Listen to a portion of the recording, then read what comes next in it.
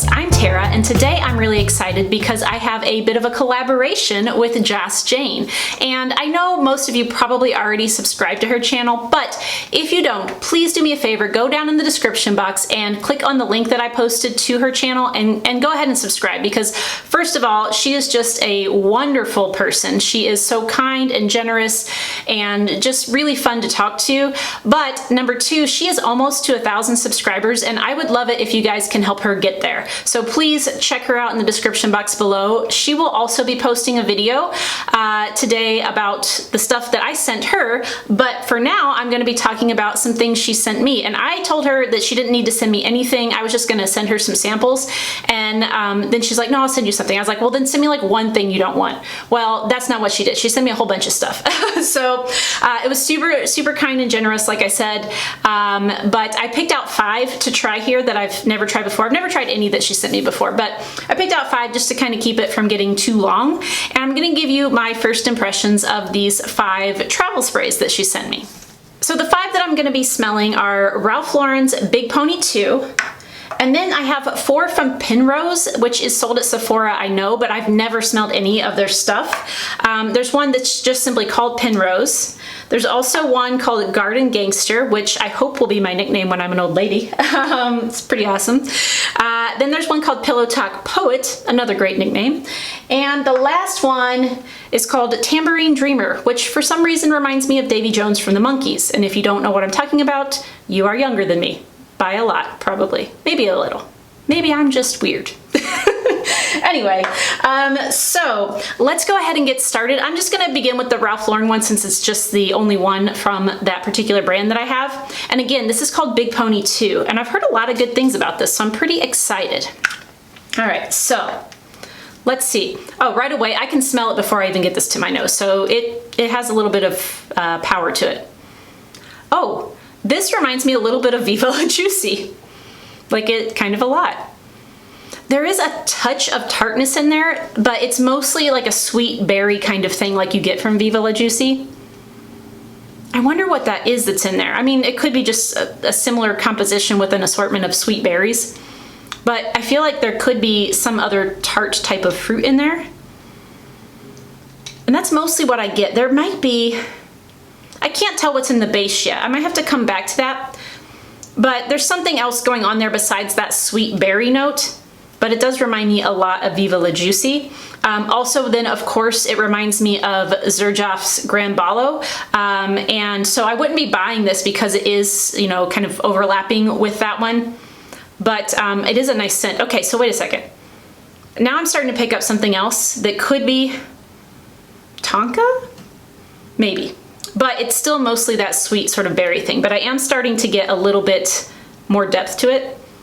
And I think it might be Tonka that's in the base. Possibly. Anyway, so that one is Ralph Lauren Big Pony 2. I actually quite like it. And I would imagine, I don't know, I haven't looked any of these up. I don't know anything about them.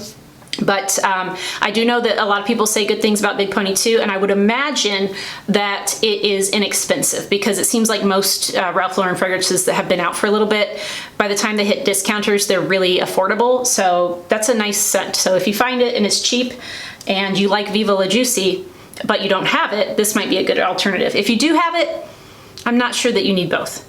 This is a touch different, but not a lot. The next one up is called Pinrose, and it's from Pinrose. All the next 4 are, so I won't say that every time. But like I said, I've never smelled anything from Pinrose. I do think that their bottles are super cute. Joss has a few. I'm not sure if she has these. I wonder if these are maybe just some like samples that, I don't know, maybe she did get them, I don't know.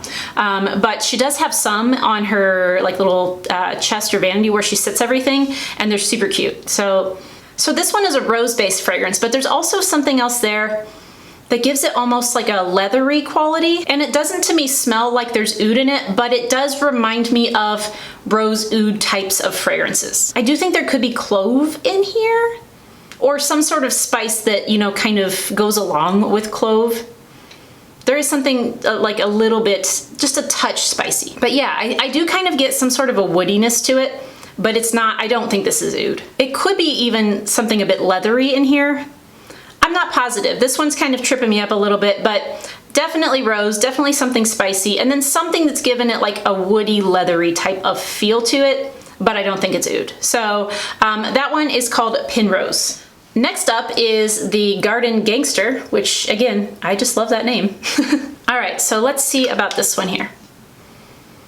Oh, okay, so this one, you know, I was thinking Garden Gangster, probably gonna have some green notes in it because no matter what type of garden it is, you have like a lot of vegetation, obviously. And I do get some greenness, but you know what's interesting? I did not expect this. This is primarily a citrus fragrance. And I think it's more on the lime bergamot side of citrus as opposed to lemon. But it could be a variety of citruses, but it's like citrus with a green note. That's not bad. I think it's probably going to be a very simple fragrance on the skin. I doubt that it would change much. And I don't know, but I would guess that the longevity probably wouldn't be fantastic because of the composition of this particular scent. You know, citruses don't usually last long. But it is a very pleasant citrusy green type of fragrance. So again, that one is Garden Gangster.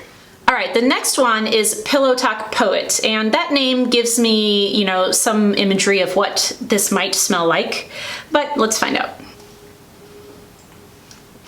This is not what I thought it would smell like. Okay, so this is very light and powdery and musky, like a clean musk.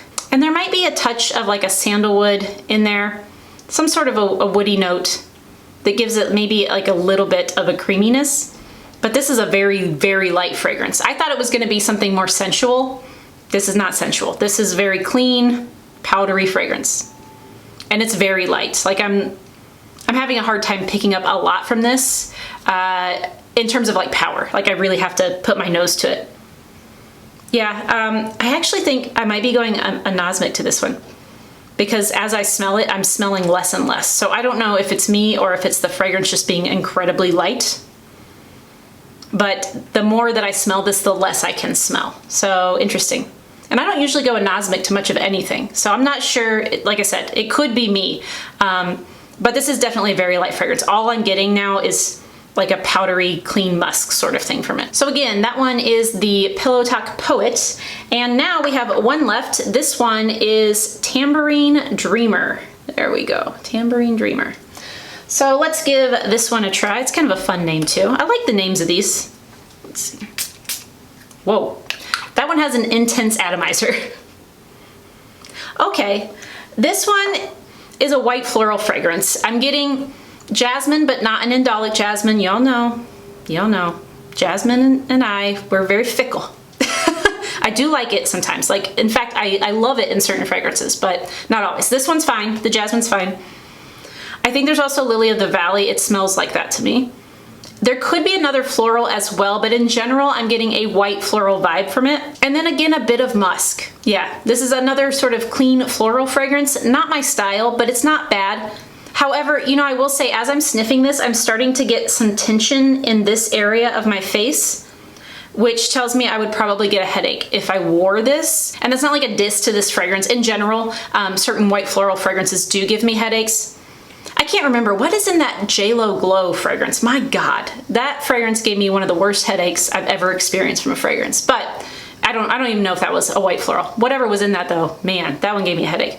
Yeah, as I'm sniffing this, I can tell that this might be one that would give me a headache. So if you tend to get headaches from white florals, or if you're just really sensitive to fragrance and you get headaches easily from them, you might want to be careful with this one. Definitely just sample it on a tester strip as opposed to on your skin, because I don't think I will put this on my skin after smelling this, but I don't think it smells bad. Like if somebody else were wearing it and, you know, just like passing by me and stuff, I don't think it would be a big deal. But if I had to smell this for like, you know, an hour or 2 hours straight, I do think I would get a headache from it. So that's unfortunate because it's not unpleasant by any means, but Tambourine Dreamer is definitely gonna be a no for me. All right, so real quick, I wanted to come back to these and kind of just smell them one more time and give you my overall thoughts. Big Pony 2 smells almost identical to Viva La Juicy to me now that it's dried down a bit.